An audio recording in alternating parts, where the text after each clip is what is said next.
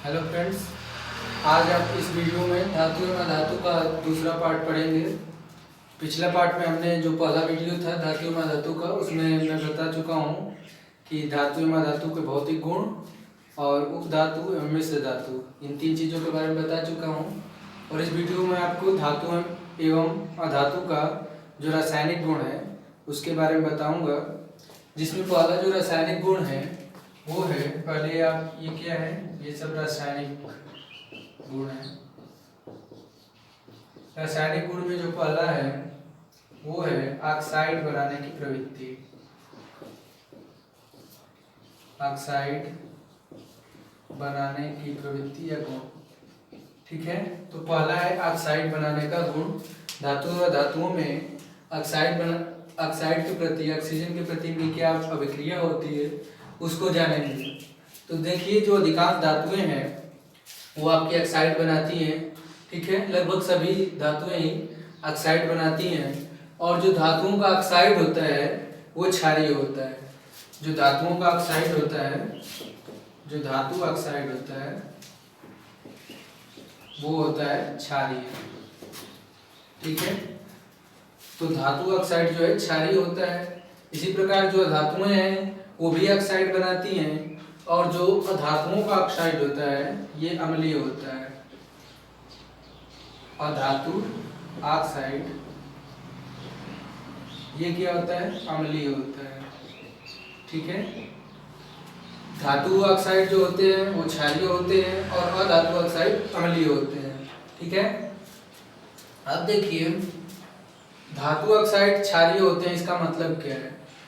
जब धातु ऑक्साइड क्षारीय हैं तो इसका मतलब क्या है, और जब अधातु ऑक्साइड अम्लीय है तो इसका मतलब क्या है। तो धातु ऑक्साइड क्षारीय होने का मतलब यह है कि जब धातु ऑक्साइड जो है जल से क्रिया करेंगे तो क्षार बनाएंगे। जब धातु ऑक्साइड जल से क्रिया करेंगे तो क्षार बनाएंगे, और वहीं जब अधातु ऑक्साइड जल से क्रिया करेंगे तो अम्ल बनाएंगे। इसीलिए अधातु ऑक्साइड के जो अधातु ऑक्साइड होते हैं वो उन्हें अम्लीय कहा जाता है, और जो धातु ऑक्साइड है उन्हें क्षारीय कहा जाता है। तो एक एग्जाम्पल की सहायता समझते हैं। जैसे हम ले लें मैग्नीशियम Mg, ठीक है। तो Mg को की क्रिया जब ऑक्सीजन से कराएंगे तो बनेगा आपका मैग्नीशियम ऑक्साइड MgO। तो ये मैग्नीशियम का ऑक्साइड हो गया, मैग्नीशियम ऑक्साइड। तो ये होगा आपका क्षारीय। कैसा होगा ये, क्षारीय होगा। क्षारीय क्यों होगा, तो इस पर करा दीजिए जल की क्रिया। तो MgO प्लस H2O जब क्रिया कराएंगे तो आपका क्या बनेगा, MgOH का होल ट्वाइस, ठीक। जो मैग्नीशियम हाइड्रोक्साइड हो गया, और ये क्या है, ये क्षार है, ठीक है। यह एक क्षार है मैग्नीशियम हाइड्रोक्साइड। ये आप एग्जाम्पल के द्वारा समझ गए कि जो मैग्नीशियम है उसका जो ऑक्साइड है वो क्षारीय हो गया। क्षारीय क्यों है, तो जब इस पे जल की क्रिया कराएंगे तो एक क्षार बनेगा, इसीलिए जो इसका ऑक्साइड है इसको क्षारीय बोलते हैं। तो जो धातुओं का ऑक्साइड होता है वो क्षारीय होता है। अब अधातुओं पे आते हैं। तो एक अधातु ले लेते हैं, जैसे सल्फर ले लिया, इसकी क्रिया करा देते हैं ऑक्सीजन से तो बनेगा SO2, सल्फर डाई ऑक्साइड, ठीक है। ये इसकी प्रकृति कैसी होगी, तो यह अम्लीय होगा, ठीक है। यह होगा अम्लीय, अधातु ऑक्साइड अम्लीय हो गया। अब इसको करा दीजिए SO2 क्रिया जल से तो बनेगा H2SO3, ठीक है। सल्फ्यूरस अम्ल क्या बन जाएगा, सल्फ्यूरस अम्ल, ठीक है। तो देख रहे हैं आप कि जो अधातु ऑक्साइड है उसकी जल से जब क्रिया करा रहे हैं तो बन रहा है आपका एसिड। सल्फ्यूरस अम्ल है, नाम ही में अम्ल है तो एसिड होगा। तो एसिड है, मिल रहा है हमें जल की क्रिया के फलस्वरूप, तो इसीलिए इसको बोलते हैं अम्लीय, ठीक। तो जो अधातु के ऑक्साइड होते हैं वो अम्लीय होते हैं, और जो धातु के ऑक्साइड होते हैं वो क्षारीय होते हैं। इन दोनों को हम एग्जाम्पल की सहायता से देख लिए। अब देखिए, कुछ धातुएं ऐसी भी होती हैं जिनके ऑक्साइड उभयधर्मी होते हैं। कुछ धातु ऐसी भी होती हैं, जैसे कुछ धातु ऐसी भी होती हैं जिनके जो ऑक्साइड है वो उभयधर्मी होते हैं। जैसे एग्जाम्पल में एल्यूमिनियम ले लीजिए। एल्यूमिनियम जो है इसके जो ऑक्साइड है वो उभयधर्मी होते हैं। तो पहले इस पे क्रिया कराएंगे O2 की, तो O2 की क्रिया कराने के फलस्वरूप ये बनता है Al2O3। ठीक है, Al2O3 बनता है। तो ये इसका ऑक्साइड हो गया एल्यूमिनियम का। इसको अगर आप बैलेंस करना चाहेंगे तो कैसे बैलेंस होगा? तो देखिए यहाँ पे 2 ऑक्सीजन, यहाँ पे 3 ऑक्सीजन, तो 2 और 3 का मल्टीपल अगर लेंगे तो 6 आएगा। तो यहाँ पे अगर 3 से मल्टीप्लाई कर दें तो यहाँ पे हो जाएगा 6 ऑक्सीजन, और यहाँ पे अगर 2 से मल्टीप्लाई कर देंगे तो यहाँ पे भी हो जाएगा 6 ऑक्सीजन। और बात करते हैं एल्यूमिनियम की, तो यहाँ पे 4 एल्यूमिनियम है, 2 दूनी के 4, तो यहाँ पे 4 से मल्टीप्लाई कर देंगे तो 4 एल्यूमिनियम इधर भी, 4 एल्यूमिनियम इधर भी, 6 ऑक्सीजन इधर, 6 ऑक्सीजन इधर, तो ये बैलेंस इक्वेशन हो गया। तो यहाँ पे ये एल्यूमिनियम का ऑक्साइड बन रहा है, ये उभयधर्मी ऑक्साइड है। कैसे है? तो उभयधर्मी ऑक्साइड वो होते हैं जिनपे अम्ल एवं क्षार दोनों की क्रिया होती है, और दोनों की क्रिया के फलस्वरूप लवण एवं जल बनता है। तो देखिए पहला हम ले लेते हैं Al2O3 पे क्रिया करा देते हैं अम्ल की, और दूसरा है Al2O3 पे क्रिया करा देते हैं क्षार की। ठीक, इन दोनों से क्रिया करेगा अम्ल एवं क्षार दोनों से, और बनाएगा लवण और जल। ठीक है, तो देखिए Al2O3 यह एक उभयधर्मी ऑक्साइड है। यह जब अम्ल से क्रिया करेगा आपका तो बनाएगा AlCl3 प्लस H2O। ठीक है, एल्यूमिनियम क्लोराइड और जल बनाएगा जब क्रिया करेगा अम्ल से। वहीं जब क्रिया करेगा क्षार से तो बनाएगा NaAlO3। ठीक है, सोडियम एल्यूमिनेट बनाएगा आपका। ठीक है, ये आपका यहाँ पे 2 होगा, तो NaAlO2 प्लस जल, ये दोनों लवण है, ये दोनों यहाँ पे लवण है और जल बन रहा है। तो देख रहे हैं आपकी जो एल्यूमिनियम का ऑक्साइड था वो अम्ल से भी क्रिया कर रहा है, क्षार से भी क्रिया कर रहा है, और बन क्या रहा है? दोनों समय लवण और जल बन रहा है। तो ये से ऑक्साइड जो अम्ल एवं क्षार से क्रिया करते हैं एवं लवण एवं जल बनाते हैं उन्हें कहते हैं उभयधर्मी ऑक्साइड, और ये एल्यूमिनियम एग्जाम्पल हो गया। ठीक है, तो ये आपका एक उभयधर्मी ऑक्साइड हो गया। तो निष्कर्ष क्या निकलता है यहाँ से कि जो धातुएं होती हैं वो जनरली उनके जो ऑक्साइड होते हैं वो क्षारीय होते हैं, और जो धातुएं होती हैं उनके जो ऑक्साइड होते हैं अम्लीय होते हैं। लेकिन अपवाद स्वरूप कुछ ऐसी भी धातुएं होती हैं जिनके ऑक्साइड उभयधर्मी होते हैं। उभयधर्मी का मतलब अम्ल एवं क्षार से क्रिया करने के पश्चात, मतलब पहले तो दोनों से क्रिया करेंगे अम्ल एवं क्षार से, और उसके पश्चात लवण और जल बनता है। ठीक है, और अम्लीय ऑक्साइड का मतलब क्या है कि जब वो अम्लीय ऑक्साइड क्रिया करेगा आपका जल से तो अम्ल बनेगा, और जो क्षारीय ऑक्साइड का मतलब क्या है कि जब वो क्षारीय ऑक्साइड क्रिया करेगा जल से तो क्षार बनेगा। तो ये तो हो गया ऑक्साइड बनाने का गुण। इसमें कुछ और भी चीजें जो हैं इंटरेस्टिंग वो देखिए, जैसे सोडियम और पोटेशियम। तो सोडियम को केरोसिन के तेल में रखा जाता है, क्यों? ये क्वेश्चन एग्जाम के लिए भी इम्पोर्टेंट है आपके बोर्ड के, और कॉम्पिटिटिव एग्जाम के दृष्टिकोण से भी इम्पोर्टेंट है। तो सोडियम को केरोसिन ऑयल में रखा जाता है, क्यों? तो इसका कारण यह है कि अगर आप सोडियम और पोटेशियम को खुले में रख देंगे तो ये ऑक्सीजन से बहुत तेजी से क्रिया करते हैं, बहुत ही फास्ट रिएक्शन होता है ऑक्सीजन के साथ, जिसके फलस्वरूप ये जलने लगते हैं। तो इनको जलने से बचाने के लिए हम इनको केरोसिन ऑयल में रखते हैं ताकि इनका वायु से संपर्क ना हो। ठीक है, तो जो सोडियम है और ये आपका पोटेशियम है ये ऑक्सीजन से बहुत तेजी से क्रिया करते हैं। ठीक है, और जलने लगते हैं। ठीक है, और दूसरा जब आप आते हैं और जैसे है आपका मैग्नीशियम है, एल्यूमिनियम है, जिंक है, पीबी है, ये सब क्या है, मैग्नीशियम हो गया, एल्यूमिनियम हो गया, जिंक हो गया, लेड हो गया, ये क्या है कि ये रूम टेम्परेचर पे ये रूम टेम्परेचर पे ऑक्सीजन से क्रिया करके ऑक्साइड बनाते हैं, जिस ऑक्साइड की परत इनके ऊपर चढ़ जाती है। ठीक है, ये करते हैं आपका ऑक्सीजन से क्रिया और बना लेते हैं ऑक्साइड, और वही ऑक्साइड की जो परत है इनके ऊपर चढ़ जाती है, और वो परत जो है इनको पुनः ऑक्सीकरण होने से रोकती है या बचाती है। ठीक है, तो ये कुछ है, मैग्नीशियम हो गया, एल्यूमिनियम, जिंक, पीबी, लेड हो गया, ये सब एग्जांपल्स हैं जो कि रूम टेम्परेचर पे इनके ऊपर एक परत का निर्माण हो जाता है। ठीक है, और इसके अलावा बात करें, कुछ धातुएं ऐसी भी हैं जैसे Ag एंड Au, सोना और चांदी। कुछ धातुएं ऐसी भी हैं जैसे एग्जांपल में Ag एंड Au हो गया, ये क्या है, किसी भी टेम्परेचर पे ऑक्सीजन से क्रिया नहीं करती है। आप कितना भी टेम्परेचर बढ़ा लेंगे ये ऑक्सीजन से क्रिया नहीं करती है। तो ये हो गया ऑक्साइडों, जो धातुओं और धातुओं का ऑक्साइड बनाने का गुण। दूसरा इसमें है रासायनिक गुण में धातुओं के, वो है दूसरा जल से अभिक्रिया, रिएक्शन विथ वाटर। ठीक है, अब धातुएं जल से कैसे क्रिया करती हैं इसके बारे में हमें देखना है।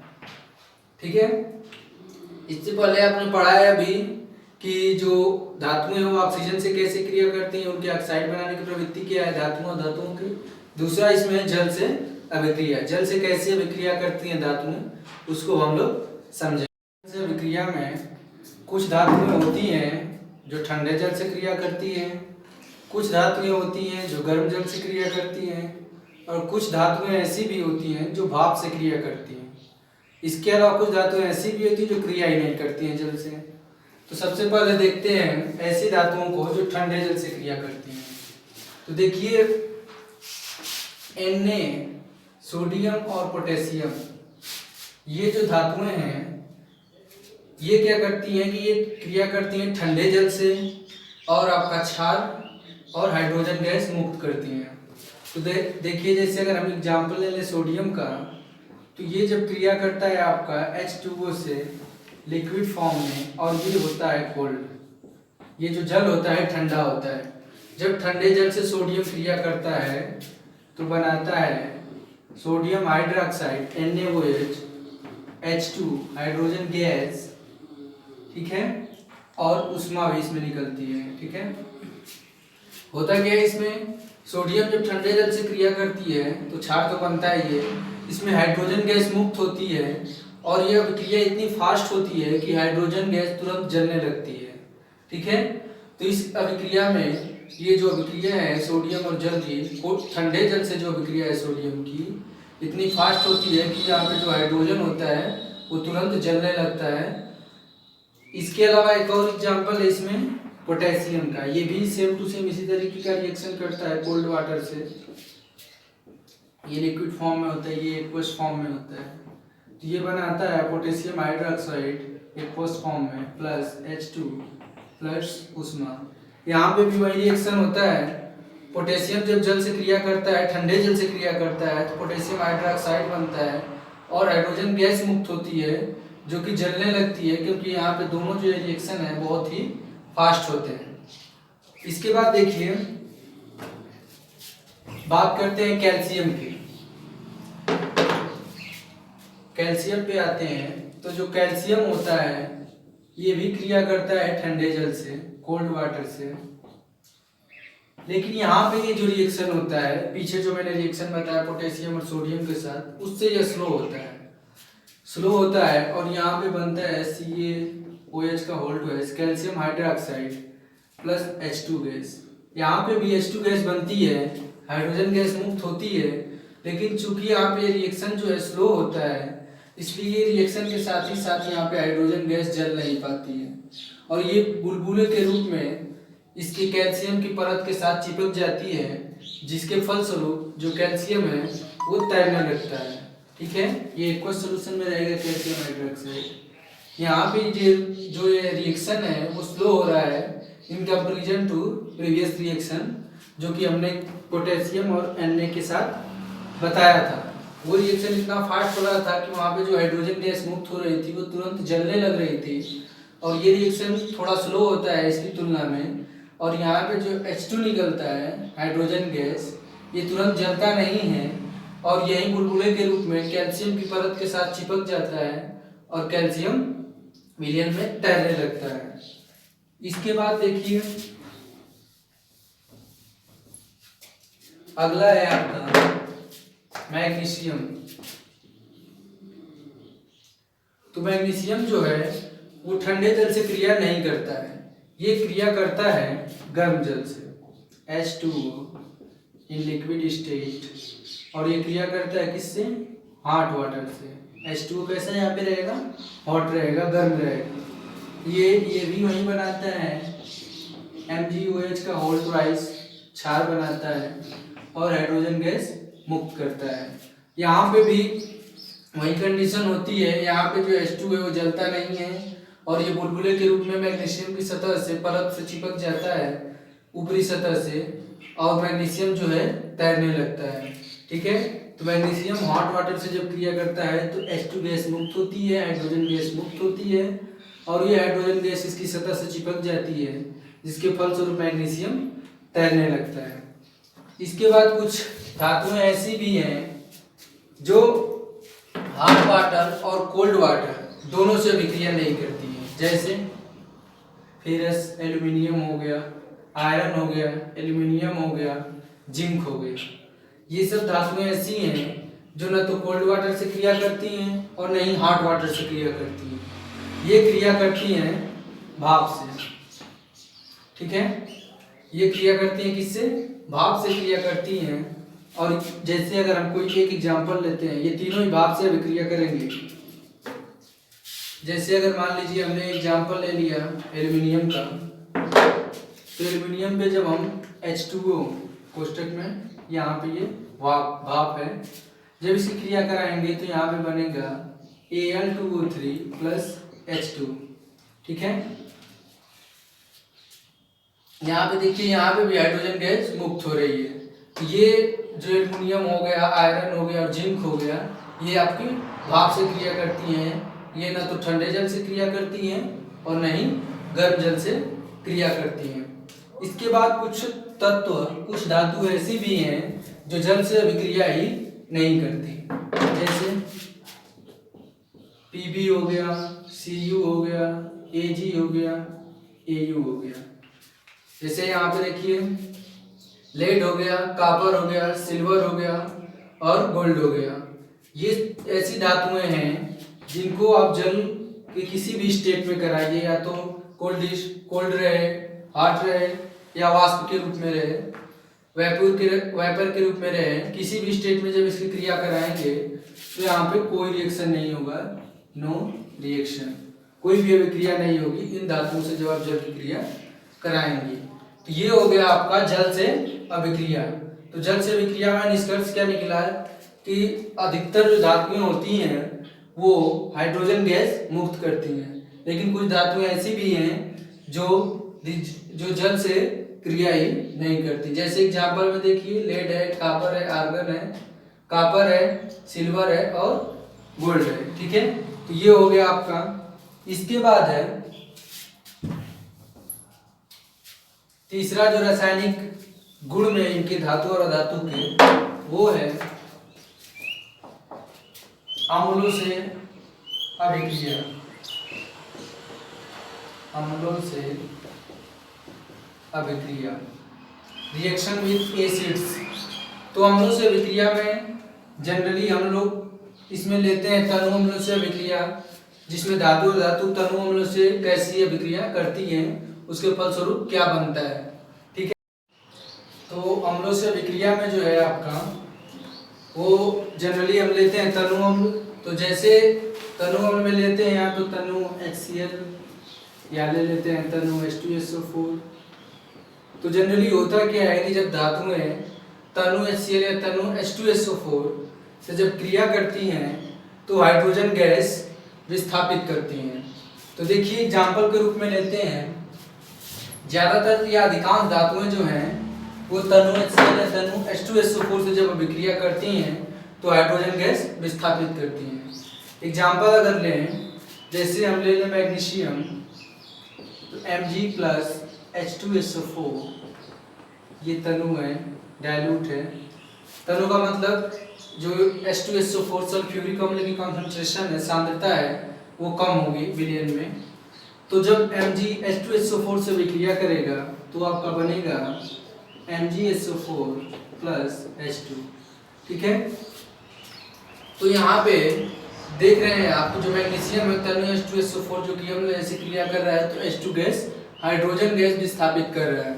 ठीक है, तो इसी तरह अधिकांश जो धातुएं हैं वो अम्लों से, तनु अम्लों से विक्रिया करके हाइड्रोजन गैस विस्थापित करते हैं। लेकिन कुछ जो धातुएं हैं जैसे Au है, Ag है, Pt है, कुछ ऐसी धातुएं हैं जो तनु अम्लों से अभिक्रिया करके हाइड्रोजन गैस विस्थापित नहीं करती हैं। ठीक है, Ag, Au और Pt।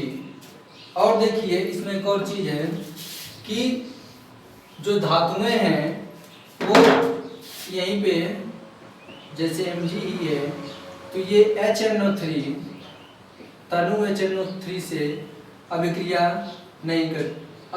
करके जो कुछ धातुएं हैं वो तनु HNO3 से जब अभिक्रिया करती हैं तो वो हाइड्रोजन गैस विस्थापित नहीं करती हैं। ठीक है, कारण इसका क्या है कि जब HNO3 जो है ये है आपका प्रबल ऑक्सीकारक,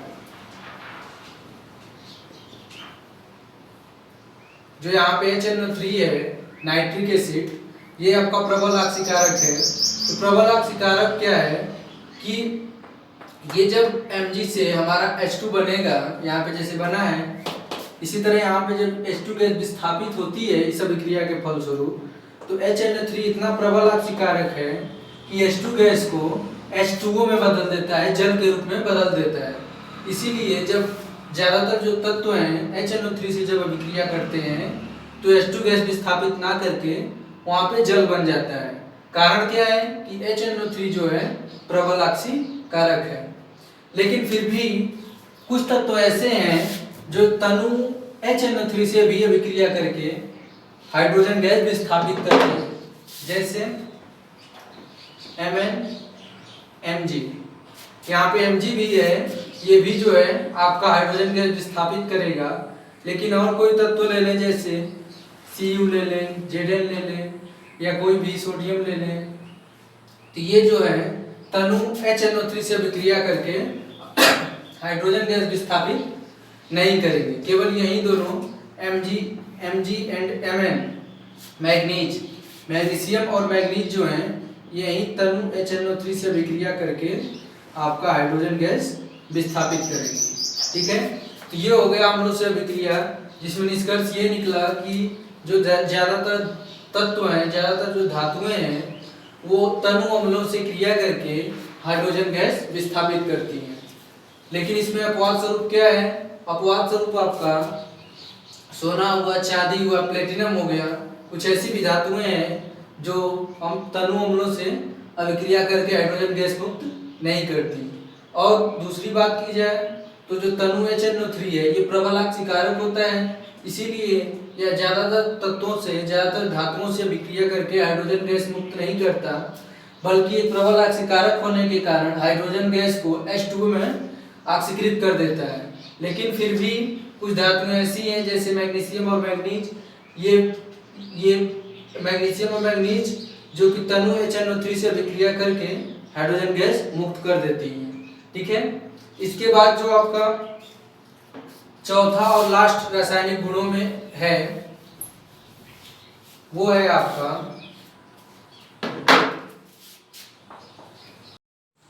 तो अन्य धातु लवणों के विलयन के साथ अभिक्रिया। ये आपका चौथा है रासायनिक गुण कि अन्य धातु के जो धातु के लवणों के विलयन हैं उनके साथ कैसे अभिक्रिया करते हैं धातु, तो उसको देखते हैं। तो इसमें एक एग्जांपल लेते हैं, जैसे पहले लिख देते हैं, अन्य धातु लवणों के विलयनों के साथ अभिक्रिया। ठीक है, किसी अन्य धातु के लवण का विलयन है तो उसके साथ कैसे अभिक्रिया करेंगे उसके बारे में देखते हैं। तो जैसे एग्जांपल ले लेते हैं, CuSO4 copper sulphate plus Fe। यहाँ पे एक्वस फॉर्म में है, ये सॉलिड स्टेट में है। जब ये रिएक्शन करते हैं, देखिए यहाँ पे ये कॉपर सल्फेट है, ठीक है, ये कॉपर का लवण है और यहाँ पे ये आयरन है। जब ये आपस में अभिक्रिया करते हैं तो यहाँ पे हो जाता है FeSO4 प्लस Cu। इस अभिक्रिया में क्या हो रहा है कि जो कॉपर सल्फेट विलयन में से आयरन है वो कॉपर को विस्थापित कर दे रहा है। जो आयरन है वो कॉपर सल्फेट विलयन में से कॉपर को विस्थापित कर दे रहा है। आप देख भी सकते हैं यहाँ पे कॉपर सल्फेट है और यहाँ पे जो है रिएक्शन के पश्चात वो कॉपर हो जा रहा है और यहाँ पे जो आयरन है वो अभिक्रिया के फलस्वरूप फेरस सल्फेट में कन्वर्ट हो जा रहा है। तो इस पूरी अभिक्रिया में जो है आयरन जो है कॉपर सल्फेट के विलयन से कॉपर को विस्थापित कर दे रहा है और स्वयं फेरस सल्फेट में कन्वर्ट हो जा रहा है। तो इस अभिक्रिया में आप देख सकते हैं कि जो आयरन है वो अधिक क्रियाशील है और वो कम क्रियाशील कॉपर को उसके लवणीय विलयन से विस्थापित कर दे रहा है। ठीक है, तो ये आपका हो गया धातु लवणों के विलयनों के साथ अभिक्रिया।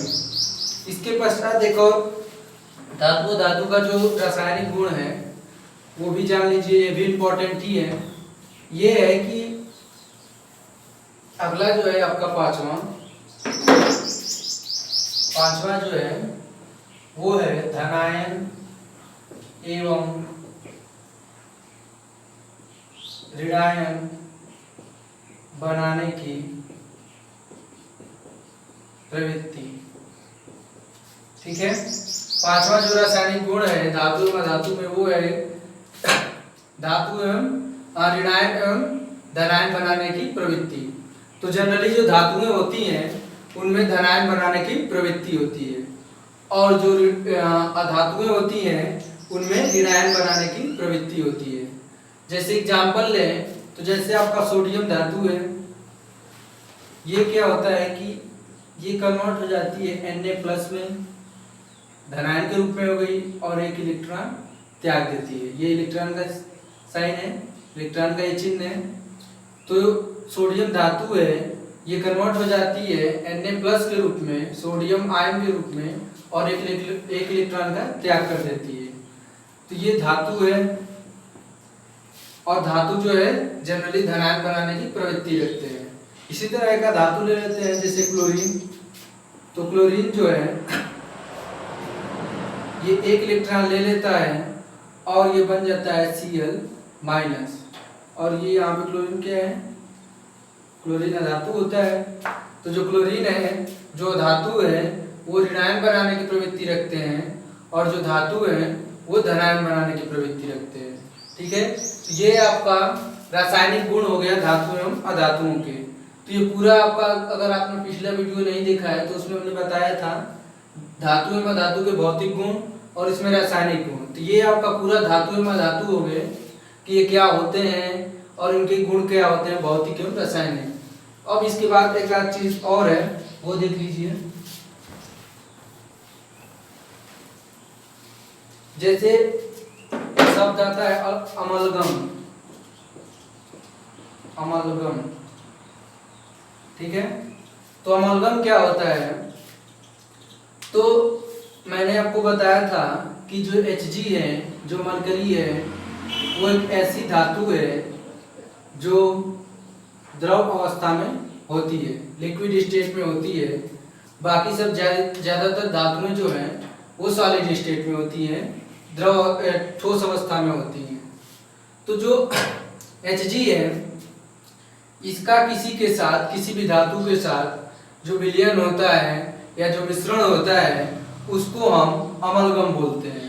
Hg का किसी भी धातु या धातु के साथ जो मिश्रण होता है या जो विलयन होता है उसे अमलगम बोलते हैं। ठीक है, तो ये हो गया आपका अमलगम। इसके बाद जो है दूसरा है कि कार्बन है जो आपका एक धातु है, नॉन मेटल है। तो कार्बन के बहुत सारे अपर रूप पाए जाते हैं। अपर रूप का मतलब कि ये बहुत सारे रूपों में प्रकृति में पाया जाता है। जैसे इसके अपर रूप है ग्रेफाइट हुआ, हीरा हुआ, तो ये कार्बन के अपर रूप है। तो इसमें जो हीरा है ये प्रकृति में सबसे कठोर पदार्थ है, प्राकृतिक रूप से ये सबसे कठोर पदार्थ है आपका हीरा। तो कार्बन एक धातु है जिसके बहुत सारे रूपों में पाया जाता है और बहुत सारे रूपों में पाए जाने को अपर रूप बोलते हैं। तो कार्बन के अपर रूप ग्रेफाइट हीरा है, जिसमें जो हीरा है सबसे कठोर प्राकृतिक पदार्थ है। तो ये आपका धातु और अधातु के इस वीडियो में फिलहाल इतना ही, और आपको अगले वीडियो में सक्रियता श्रेणी और जो धातु कर्म है वो आपको अगले वीडियो में उसमें बताया जाएगा। और इस वीडियो में रासायनिक प्रॉपर्टी, आपको केमिकल प्रॉपर्टी बताई गई है। इस पे आप एनसीईआरटी की बुक उठाकर पढ़ेंगे तो चीज़ें और ज़्यादा क्लियर होंगी और आपका जो कंसेप्ट है वो बनेगा अच्छा से। तो इस वीडियो में इतना ही रहने देते हैं। धन्यवाद। हो गया ना?